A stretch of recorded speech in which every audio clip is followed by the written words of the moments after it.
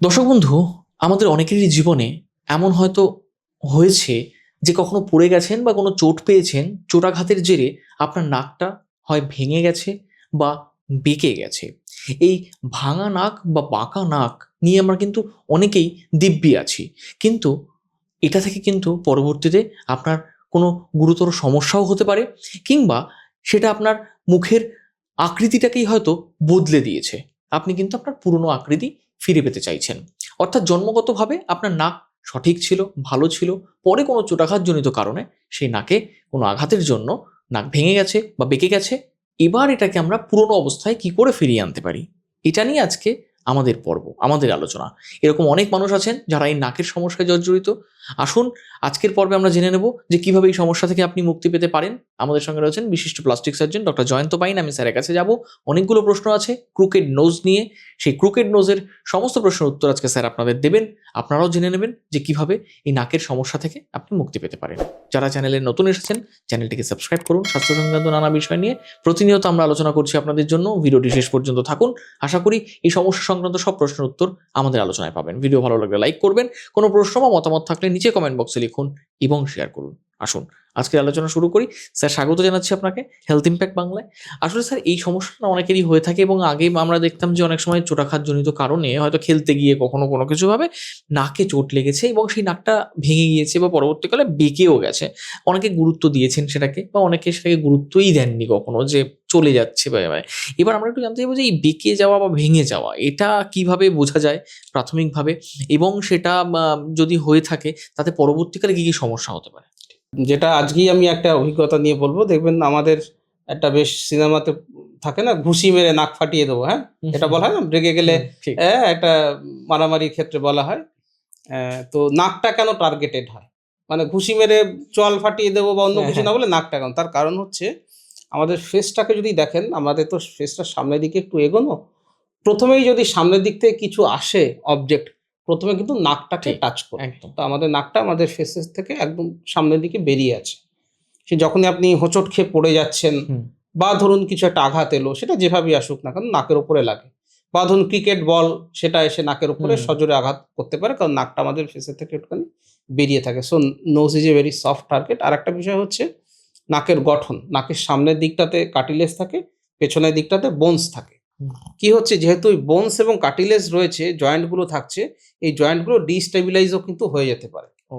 তো এই হচ্ছে সমস্যা আমাদের নাক নিয়ে, অ্যানাটমিক্যালি এই সমস্যা। আচ্ছা। এবারে কি হচ্ছে, ধরুন কোনো কারণে কোনো ব্যক্তি নাকে আঘাত পেলেন। আজকালকার দিনে আমরা প্রচুর মোটরসাইকেল চালাচ্ছি, হুম। বাইক চালাচ্ছি। হুম। বাইক অ্যাক্সিডেন্টও কিন্তু হয়। হুম। বাইক অ্যাক্সিডেন্ট করে গিয়ে আপনি সজোরে গিয়ে রাস্তার উপরে পড়লেন, নাকের উপরে আঘাতটা এলো। যেটা দিয়ে শুরু করছিলাম, আজকেই আমাদের কাছে একজন পেশেন্ট এসেছিলেন। উনি বলছেন, "স্যার, আমি বছর ৩ এক আগে আমার নাক একদম পারফেক্ট ছিল, সব ঠিকঠাক ছিল। বছর ৩ এক আগে একটা পার্সোনাল কনফ্লিক্ট এ উনার নাকে একটা আঘাত এসে লাগে, একটা ঘুষি এসে লাগে। উনি যেটা খেয়াল করলেন যে সেই মুহূর্তে নাক দিয়ে উনার হালকা রক্ত বেরিয়েছিল। কিন্তু অসুবিধে তখন বিশেষ কিছু হয়নি। উনি লোকাল ডাক্তারবাবুকে দেখিয়ে ওষুধ খেয়ে ঠিক হয়ে গেছিল। কিন্তু উনি খেয়াল করলেন মাসখানেক পরে নাকের মধ্যে দিয়ে উনার কিছু পুঁজ মতো বেরোচ্ছে। তো তারপরে উনি খেয়াল করলেন নাকটা আস্তে, আস্তে কিন্তু বেঁকে যাচ্ছে। তো আজ ৩ বছর হয়েছে। উনার যেটা এই মুহূর্তে যেটা সমস্যা, নাকের ভেতরে যে সেপ্টামটা আছে সেটা বাইরে থেকে দেখা যাচ্ছে বেঁকে গেছে এবং নাকের এই মাঝখানটা সেটা বসে গেছে। তো এটাকেই বলা হয় ক্রুকেড নোজ। এই যে ক্রুকেড নোজের সমস্যা, সেটা উনি তো ফটো দেখালেন আমাকে, "স্যার দেখুন, ৩ বছর আগে আমার নাকটা এত সুন্দর ছিল।" কারণ এখন সবাই আমাদের কাছে স্মার্টফোন থাকছে। পুরনো ফেসবুকে গেলে আমরা আমাদের পুরনো ছবি হুম। দেখতে পারি। কিন্তু আমার নাক দেখুন চেঞ্জ হয়ে গেছে। এরকমই একটা সমস্যা নিয়ে আজ থেকে বছর ১.৫ বা ২ এক আগে রানাঘাটের একটা ছেলে এসেছিল। তার একটা অদ্ভুত হিস্ট্রি ছিল। ছেলেটি বোধহয় ক্লাস 12 এ পড়তো তখন। ওর বাবা নিয়ে এসেছিলেন। খুবই একটা সাধারণ পরিবারের ছেলে। বাবা হচ্ছে কাঠমিস্ত্রির কাজ করেন। ওর নাকের উপরে নাকি বেল পড়েছিল বাড়িতে। আচ্ছা। অদ্ভুত, নাকের উপর দেখুন বেল সোজা একদম নাকের উপরেই পড়েছে এবং ও আমাকে ফটোও দেখালো। দেখুন, এটা আমার সার্জারি আমার ঘটনার আগে আর ঘটনার মাস ৮ এক পরে কেমন হয়ে গেছে। তো এই কারণগুলোর কারণে নাকটা বেঁকে যেতে পারে। আমাদের ফেমাস পলিটিশিয়ান যিনি হুম। উত্তরপ্রদেশের চিফ মিনিস্টার ছিলেন, হুম। অখিলেশ যাদব, উনার নাকটাও দেখবেন একদিকে বাঁকা। হুম। হুম। এবং আমি ইন্টারভিউতে শুনেওছি যে ছোটবেলাতে উনি ক্রিকেট খেলতে গিয়ে নাকে এসে ক্রিকেট বলের আঘাত লাগে। হুম। তখন থেকে উনার নাকটা কিন্তু বেঁকে গেছে। হুম। তো এই ধরনের নাক যদি বেঁকে যায় আঘাতজনিত কারণে, যে আপনার একদিন নাক ঠিক ছিল, আঘাত লেগেছে, তারপরে মাস 6 ধরে দেখছেন আস্তে আস্তে নাক বেঁকে গেছে, নাকে ডিসফর্ম চলে এসে, তখন ইউজুয়ালি পেশেন্টের দুটো সমস্যা নিয়ে তারা আসে। একটা হচ্ছে নাকের কসমেটিক ডিফর্মিটি, দেখতে খারাপ লাগছে। 2 নম্বর হচ্ছে অবস্ট্রাকশন। আমাদের নাকের অন্যতম কাজ হচ্ছে, নাকের বেসিক্যালি আমাদের 2 থেকে 3টে কাজ থাকে। একটা হচ্ছে নিঃশ্বাস প্রশ্বাস যাওয়া, নিঃশ্বাস প্রশ্বাস না গেলে আমরা মুখ দিয়ে নেব, তখন অসুবিধে হয়। 2 নম্বর হচ্ছে আমাদের নাক দিয়ে আমরা ঘ্রাণ নিতে পারি। আর 3 নম্বর যেটা আমাদের অতটা জানা, আমরা বুঝতে পারি না সাধারণ ব্যাপারটা, সেটা হচ্ছে নাকের মধ্যে দিয়ে যখন এয়ার যায় তখন সেই এয়ারটা হিউমিডিফাই হয়। তার মধ্যে কিন্তু জলীয় বাষ্প আমাদের নেজাল মিউকোসা থেকে ঢোকে এবং আমাদের লাংসের মধ্যে যখন যাচ্ছে তখন শুষ্ক এয়ারটা যাচ্ছে না। আর এই যে কাজগুলো থাকে নাকের মধ্যে যখন বেঁকে যাচ্ছে, আমরা নাক দিয়ে নিঃশ্বাস নিতে পাচ্ছি না, তখন তারা দেখা যায় ঘুমিয়ে গেলে পরে তারা হা করে শ্বাস নিচ্ছেন, কারণ তাদের নাক দিয়ে পুরোপুরি যেতে পারছে না, তখন ইনভলিউন্টারি মুখ হা হয়ে যাচ্ছে। তো এই যে সমস্যাগুলো থাকছে নাকের হাড় বেঁকে যাওয়ার জন্য বা নাক বেঁকে যাওয়ার জন্য, সেই জন্য এটা ট্রিটমেন্টটা কিন্তু দরকার। তখন আমরা এই যে রাইনোপ্লাস্টি যেটা রয়েছে, সেপ্টো রাইনোপ্লাস্টি, যেটা নিয়ে আমরা আরও ডিটেলসে কথা বলবো, সেই ব্যাপারটা করতে হতে পারে। তো এই নাক বেঁকে যাওয়ার সমস্যাটা মেনলি ট্রমাজনিত কারণে হয়ে থাকে। আচ্ছা স্যার, সব চোটাঘাতের ক্ষেত্রেই কি নাক বেঁকে যেতে পারে বা ভেঙে যেতে পারে? কখনো তো এরকম হয় যে কোনো সামান্য চোট লেগেছে, হ্যাঁ। সেখান থেকে হয়তো কিছু ব্লিডিং হলো বা পরবর্তী কি সেটারও একটা ফলো আপ ট্রিটমেন্ট দরকার হয়? ইউজুয়ালি হালকা পুলগো নাকে আঘাত আমাদের সবারই লাগে। আপনি কোনো একটা দরজা টানতে গেলেন, হট করে খেলেন, বা গাড়িতে চলছেন, ব্রেক মারলো, আপনি সামনে গিয়ে লাগলো। 99% ক্ষেত্রে কিন্তু মারাত্মক কিছু হয় না। নাক দিয়ে আঘাত করে সিভিয়ার ব্লিডিং হলো, নাকে ফ্র্যাকচার হলো, তখনই কিন্তু এই ব্যাপারগুলো হয়। কি হয়, প্রথম দিকে আমাদের নাকে ব্লিডিং হলে পর অনেক সময় আমরা নেজাল প্যাকিং করে দিই, বা সেই মুহূর্তে আমরা যতটা ফিক্স করা সম্ভব আমরা নাকের মধ্যে প্যাকিং করে দিয়ে অন্যান্য উপায়ে সেটা করতে পারি। সেটা করার ফলে অনেকটাই ঠিক হয়ে যায়, কিন্তু কিছু কিছু ক্ষেত্র থাকে যেখানে স্পেসিফিক্যালি ফিক্সেশনের দরকার পড়ে। তো ইনিশিয়ালি হয়তো চোট লাগার পরে আমরা যখন হসপিটালে যাই, আমাদের নেজাল প্যাকিং করে দেওয়া হলো, ইভেন নেজাল ফিক্সেশন করে দেওয়া হলো, 90% ক্ষেত্রেই কিন্তু সব ঠিকঠাক হয়ে যায়। কিন্তু কিছু কিছু ক্ষেত্র থাকে, তাদের ক্ষেত্রে কিন্তু ইনিশিয়ালি সব ঠিক লাগলেও ওভার দ্য টাইম 6 মাস থেকে 1 বছর পরে তখন জিনিসটা বোঝা যায় যে আস্তে আস্তে আমার নাকটা বেঁকে যাচ্ছে। কারণ চোট লাগার পরে যেটা হয় না, একটা ফাইব্রোসিস বলে একটা জিনিস আছে, আমাদের ভেতরের ঘাগুলো শুকোতে থাকে। তখনই যখন শুকোতে থাকবে তখন আসল যে চেঞ্জেসটা, যে নাকটা বসে গেল কিনা, বেঁকে গেল কিনা, সেটা বোঝা যায়। সেই জন্য চোট লাগার পরে যে প্রসিডিওরটা মোটামুটি 6 থেকে 8 মাস দেখেইছি পেশেন্টরা বুঝতে পারে না প্রথমে। দেখুন অবভিয়াসলি ভেঙে গেছে, সেটা অনেক সময়তে ফিক্স হয়নি, সেটা বোঝা যায়। ইউজুয়ালি ক্রুকেড নোজগুলো 6 থেকে 8 মাস পরে আস্তে আস্তে আস্তে আস্তে সেই চেঞ্জেসগুলো আসতে থাকে। তাহলে স্যার সব নাক ভাঙার ক্ষেত্রেই কি অপারেশন প্রয়োজন হয়? না, সব নাক ভাঙার ক্ষেত্রে ডেফিনিটলি অপারেশন করার দরকার পড়ে না। যখনই নাক ভাঙা নিয়ে পেশেন্টরা আসেন, ইমার্জেন্সিতে আমাদের কাছে আসেন, বা গভর্নমেন্ট হসপিটালে বা যেকোনো হসপিটালে যখন আসে, আমরা ইনিশিয়ালি একটা এক্স-রে করে দেখে নিই, এবং দেখে নেওয়ার পরে যদি দেখা যাচ্ছে ন্যাসাল বোন ফ্র্যাকচার হয়েছে, হয় আমরা উপর দিয়ে একটা প্লাস্টার করে দিই, বা নাকের মধ্যে আমরা প্যাক দিয়ে দিই। ওই প্যাকের কারণেই কিন্তু নাকটা সোজা হয়ে যেতে পারে। হ্যাঁ, প্রথম এলেই যে সঙ্গে সঙ্গে আমরা স্ক্রু, প্লেট বা অন্যান্য জিনিস করবো, সেটা করার দরকার পড়ে না।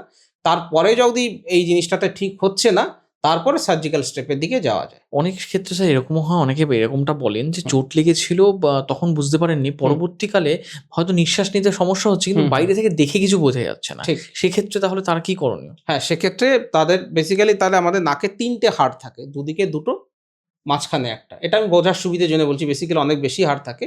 কিন্তু দুদিকে 2টো, এখানে একটা, এই পাশে একটা, দুদিকে 2টো সাইডার আর মাঝখানে একটা।